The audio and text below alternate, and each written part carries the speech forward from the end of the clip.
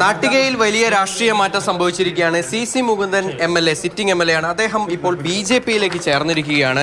BJP-യുടെ ആശയങ്ങളുമായി മുന്നോട്ട് പോയി ഇത്തവണ BJP-യുടെ സ്ഥാനാർത്ഥിയായി തന്നെ നാട്ടികയിൽ മത്സരിക്കാൻ ഒരുങ്ങുകയാണ്. മൂന്നേട്ട അപ്പോൾ NDA സ്ഥാനാർത്ഥിയാണ് ഇത്തവണ അല്ലേ? ഒന്നും പറയുന്നില്ല. വമ്പിച്ച ഭൂരിപക്ഷത്തിൽ ഒരു സംശയമില്ല കാര്യത്തിൽ ജനങ്ങൾ മുഴുവൻ എന്നെ ഒറ്റയ്ക്ക് കൊണ്ടുകൊണ്ടാണ്. ആ രീതിയിൽ വമ്പിച്ച ഭൂരിപക്ഷത്തിൽ വിജയിക്കും. നിങ്ങൾ എൻ്റെ ഒപ്പം വന്ന് പ്രവർത്തിക്കണം. ഈ നിലവിലുള്ള സിറ്റിംഗ് സീറ്റ് എന്ന് പറയുന്നത് വലിയ ഭൂരിപക്ഷത്തിൽ വിജയിച്ചതാണ്.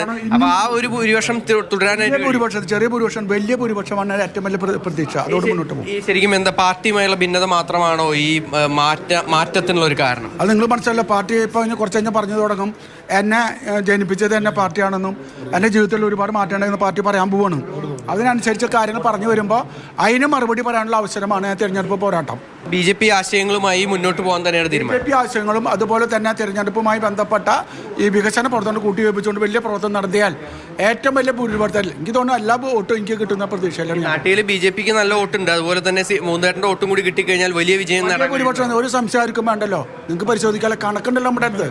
എല്ലാ കോൺഗ്രസിന് കിട്ടിയ വോട്ട്, BJP കിട്ടിയ വോട്ട്, LDF-ന് കിട്ടിയ വോട്ട്, അതൊക്കെ ഭംഗിയായിട്ട് മുന്നോട്ട് നമ്മൾ പോകും. പൊതുവെ ഒരു നാട്ടിക ഒരു ഇടത് മണ്ഡലമാണ് എന്നുള്ളൊരു വെയ്പ്പുണ്ട്. അത് ശരിയാണോ? അത് തെറ്റാണെന്നാണോ പറയുന്നത്? നാട്ടിക മണ്ഡലം എന്ന് പറഞ്ഞാൽ വികസനത്തിന്റെ മണ്ഡലമാണ്. ആര് വികസനം നടത്തുന്ന അവരെ കൂടെ ജനങ്ങൾ നിൽക്കും. UDF-ലേക്ക് പോകുന്നതാണ് പ്രതീക്ഷിച്ചിരുന്നത്. അന്ന് ചർച്ചകളൊക്കെ നടത്തി. എന്നോട് സംസാരിക്കാൻ വരാൻ ഇവർ സംസാരിച്ചു. കാര്യങ്ങളായി ഇവർ വളരെ ഭംഗിയായ രീതിയിൽ നമ്മൾ സംസാരിച്ചു. നിങ്ങളുടെ കൂടെ വികസനവുമായി ബന്ധപ്പെട്ട് ജനങ്ങളുടെ തലമുറയിൽ ഞങ്ങൾ കൂടിയുണ്ടെന്ന് പറഞ്ഞപ്പോൾ നമ്മൾ ഉൾക്കൊണ്ട് മുന്നോട്ട് പോകാൻ തയ്യാറാണ്. തീർച്ചയായും നാട്ടിൽ വലിയ വിജയം നേടാൻ കഴിയുമെന്നുള്ള ഒരു ആത്മവിശ്വാസത്തിലാണ് സി മുകുന്ദൻ ഇപ്പോൾ ഉള്ളത്. മണികണ്ഠനൊപ്പം MS ലിഷോയ്, മാതൃഭൂമി ന്യൂസ്, തൃശൂർ.